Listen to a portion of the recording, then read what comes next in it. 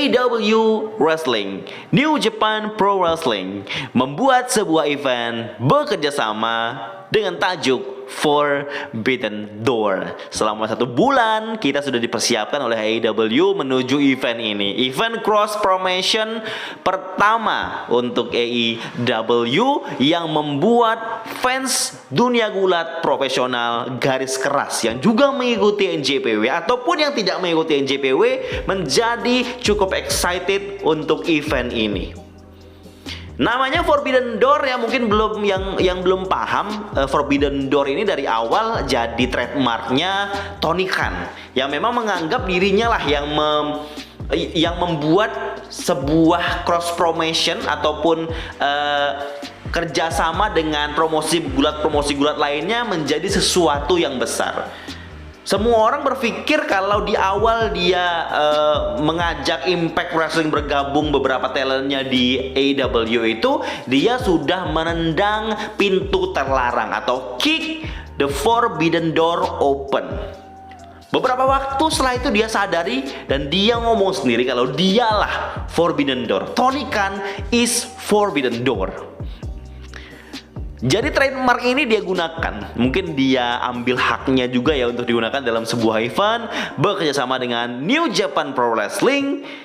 Event Forbidden Door ini yang mengajak pegulat-pegulat talent-talent dari New Japan Pro Wrestling untuk membuat ataupun bergabung dan bertanding di eventnya AEW Wrestling di Amerika, tepatnya di Chicago ya, ditayangkan ataupun dihelat acara Forbidden Door ini. Dan informasi untuk teman-teman yang ingin membeli Forbidden Door untuk ditonton begitu ya, pay-per-view ini, itu informasinya kalau beli di Fight TV yang bisa kita akses secara internasional, Indonesia juga bisa, itu harganya 279.000. Saya lihat tadi. Dan itu bisa bayar pakai Shopee Pay, jadi nggak usah pakai kartu kredit ya. Jadi kalau misalnya uangnya ada, aman. Dan ini legal, jadi teman-teman bisa menonton secara live, kualitasnya bagus, dan bahkan bisa ditonton lagi di kemudian hari. Itu unlimited, tidak terbatas kalau mau nonton ya. Harganya akan lebih murah kalau teman-teman sudah langganan AEW Plus di Fight, itu harganya jadi 229.000. Saya nggak mempromokan, saya juga nggak dibayar oleh Fight ya, saya menginformasikan saja yang legal tersedia seperti itu. Agak mahal sih ya, tapi kalau patungan gitu nonton bareng gitu jadi akan murah tuh teman-teman. Mungkin bisa di schedule untuk nonton bareng gitu sama teman-temannya yang juga menggemari dunia gulat profesional. Lanjut yuk, kita bahas apa aja match yang tersaji di sini. Gun Club, Billy Gunn, Austin Colton bersama Max Caster melawan anggota NJPW New Japan Pro Wrestling Dojo. Kalau nggak salah ya, NJPW Dojo itu kayak NXT-nya WWE, kayak NXT-nya NJPW begitu. Memang tujuannya untuk melatih talenta-talenta muda yang disiapkan untuk menjadi bagian dari New Japan Pro Wrestling. Siapa aja orang-orangnya? Itu ada 4 ya. Ada The DKC, Kevin Knight, Alex Coughlin, dan Yuya Uemura. Saya nggak ada yang tahu tuh. Karena memang saya tidak mengikuti NJPW ya. Akan menjadi mungkin match-match filler aja ya, untuk memberikan spot bagi pegulat-pegulat mudanya AEW dan juga pegulat-pegulat mudanya New Japan Pro Wrestling. Jadi mereka mendapatkan spot yang sepantasnya. Disinilah saatnya mereka unjuk gigi, saatnya mereka memperlihatkan kemampuan mereka masing-masing. Buat teman-teman yang nggak begitu paham NJPW, pasti akan menjadi cukup paham kenapa orang-orang ini kok banyak sekali yang menggemari NJPW. Apa spesialnya sih promosi gulat dari Jepang ini? Stylenya seperti apa? Nah, ini momennya nih. Ini momennya teman-teman bisa ngelihat itu. Bisa jadi setelah teman-teman menyaksikan Forbidden Door ini akan jadi mengikuti NJPW. Bisa jadi. Match berikutnya kemungkinan yang akan ada itu adalah Zack Sabre Jr. yang akan melawan Mystery Opponent, lawan misterius yang dipilih oleh Bryan Danielson. Zack Sabre Jr. ini namanya cukup dikenal ya untuk fans-fans yang menggemari dunia gulat profesional sejak Cruiserweight klasik di WWE itu Zack Sabre tuh namanya juga sudah cukup dikenal di dunia independent promotion ya. Pas dia muncul di Cruiserweight Classic juga orang nggak begitu heran dia muncul di situ, dan orang berekspektasi setelah ini Zack Sabre Junior akan masuk ke WWE. Tapi ya nggak begitu ya, karena beberapa nama-nama besar pun nggak begitu tertarik untuk melanjut ataupun terus menuju main roster ataupun NXT. Makanya waktu itu karena memang banyak nama-nama besar dunia gulat profesional dari indie masuk ke Cruiserweight Classic saat itu, banyak yang nggak mau gabung WWE hanya untuk pada saat itu aja di Cruiserweight Classic competition itu aja. Dan jadi dipilihlah TJP yang memang available, setuju, dia masuk jadi segmen Cruiserweight juga waktu itu di Raw ya. Nah, itu sedikit cerita yang mungkin saya dapatkan. Kalau mungkin ada yang salah dari teman-teman yang lebih paham, bisa mungkin dikoreksi ya. Zack Sabre Junior ini akan melawan siapa? Tadi sempat saya bahas di video sebelumnya tentang ulasan saya untuk episode Dynamite. Kemungkinan besar match ini Zack Sabre Junior akan melawan mantan pegulat indie juga yang lama di WWE juga. Dia adalah Claudio Castagnoli atau yang lebih kita kenal dengan nama Cesaro. Karena beberapa petunjuk yang diberikan Bryan Danielson itu cukup mengarahnya yang paling masuk akal dan tersedia saat ini, belum ada terkontrak untuk promosi lain. Dia adalah Cesaro atau Claudio Castagnoli. Teman-teman punya prediksi yang lain? Bisa komen di bawah ya. Siapa yang menang match ini? Kemungkinan besar yang ini akan dimenangkan oleh Claudio Castagnoli ya. Kalau memang iya dia yang menjadi pilihannya Bryan Danielson.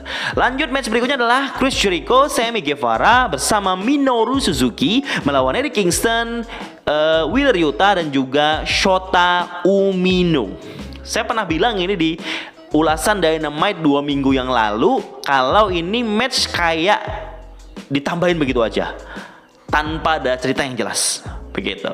Tetapi memang di episode Dynamite ini dibuat lagi intriknya, ditambahi lagi sedikit brawlnya, yang memang ini bagian dari match untuk menguatkan cerita menuju Blood and Guts. Karena ini ada feudnya Jericho sama Eddie Kingston di sini. Ada Wheeler Yuta sama Sammy Guevara juga. Mungkin Minoru Suzuki, Shota Umino juga mungkin jadi bagian rivalry-nya juga ya untuk New Japan Pro Wrestling. Tapi poinnya untuk AEW di sini memang untuk membangkitkan lagi hype untuk match Blood and Guts 4 hari setelah Forbidden Door. 3 hari lah, 3 hari atau 4 hari ya? 3 hari kayaknya. Match ini kemungkinan besar akan dimenangkan oleh timnya Chris Jericho dan Sammy Guevara, Minoru Suzuki. Itu prediksi saya, kalau salah mohon maaf.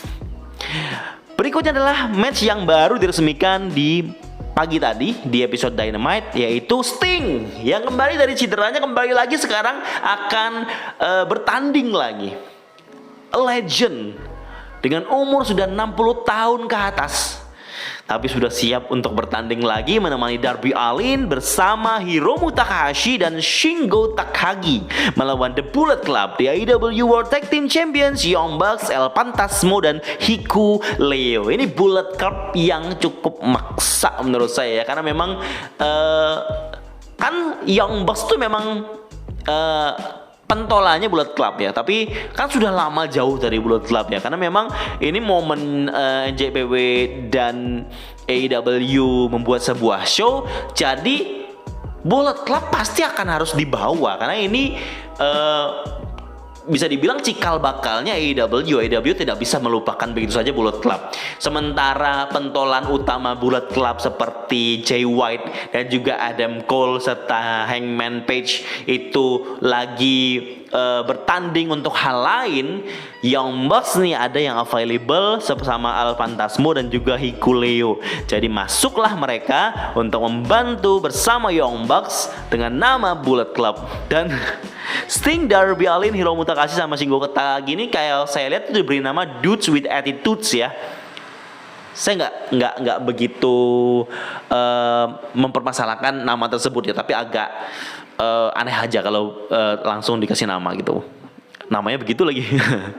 Lanjut lagi, IWGP United States Championship match yang pasti akan keren. Will Ospreay melawan Orange Cassidy. Mungkin ada yang beranggapan ya, mungkin aja ya, kalau Will Ospreay seharusnya nggak lawan Orange Cassidy. Will Ospreay harusnya melawan pegulat lain yang mungkin bisa mengimbangi bagaimana gaya bergulatnya si Will Ospreay ini. Mungkin sama Sammy Guevara, atau mungkin sama Wheeler Yuta, atau mungkin Dante Martin, yang mungkin, atau Rey Fenix yang lebih cocok sama Will Ospreay. Mungkin banyak yang berpendapat seperti itu ya. Mungkin termasuk saya juga. Tetapi bagaimana Tony Khan memilih Orange Cassidy melawan Will Ospreay, pasti tujuannya akan membuat match ini akan menarik, sama karena mereka kontras begitu ya karakternya.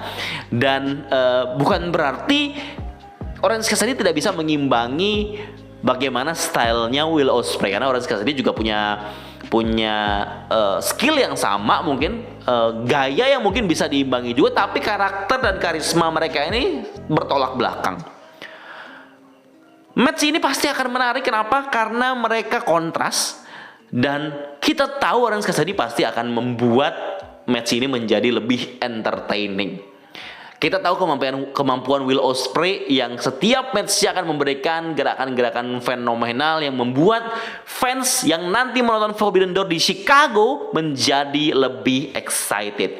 Untuk pemenangnya dari IWGP United States Championship mungkin akan kembali dimenangkan oleh Will Ospreay di sini. Lanjut lagi, ada Ring of Honor and IWGP World Tag Team Championship Winners Take All.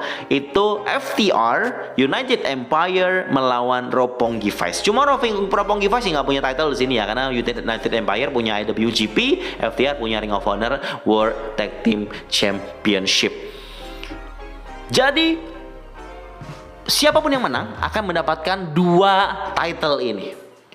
FTR punya kans lebih besar daripada United Empire dan juga Roppongi Vice. Yang perlu jadi catatan, ketika FTR menang, FTR pasti harus akan bertanding di New Japan Pro Wrestling untuk beberapa show berikutnya, karena untuk defend title mereka begitu kalau dia menangkan title IWGP ini. Kalau United Empire menang, otomatis United Empire akan muncul lagi di acaranya AEW. Tapi dari ketiga ini yang kuat, yang memang diprediksi banyak orang pasti akan memenangkannya, ya kemungkinan besar adalah FTR. Lagi untuk AEW All Atlantic Championship match, yang kompetisi turnamennya sudah dilakukan di beberapa minggu sebelumnya, yang mana pertama dimenangi oleh PAC, lanjut Miro, dan tadi pagi Malakai Black, dan juga JPW sebelumnya sudah dimenangi oleh Tomohiro Ishii. 4 orang ini Fatal 4-Way akan bertanding for the All Atlantic Championship pertama dalam sejarahnya AEW. AEW nambah 1 title single lagi ya, yang menurut saya awal muncul title ini makin membuat title lainnya tidak begitu worth it. Sudah ada TNT title, nah TNT title tidak ada pertandingan loh untuk AEW NJPW Forbidden Door ini. Ini membuat TNT Championship menjadi lebih turun kastanya, karena ada All Atlantic yang terkesan lebih prestisius.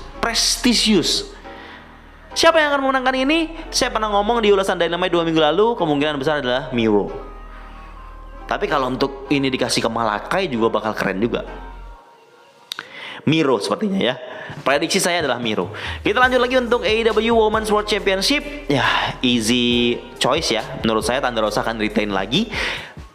Lanjut lagi ada IWGP World Heavyweight Championship match ini nih yang sudah ditentukan tadi di episode Dynamite. Jay White, the champion IWGP World Heavyweight Championship, yang sudah dia menangkan lawan Kazuchika Okada di Dominion di beberapa waktu yang lalu, akan kembali bertanding melawan Kazuchika Okada, tapi juga akan ada 2 lawan lainnya, yaitu adalah Adam Cole dan juga Hangman Adam Page. 2 perwakilan AEW, 2 perwakilan New Japan Pro Wrestling. Yang menarik di sini, 2 orang ini, Adam Cole dan Adam Page, itu sudah bergulat dan cukup lama di New Japan Pro Wrestling zaman dia masih di gulat independen begitu.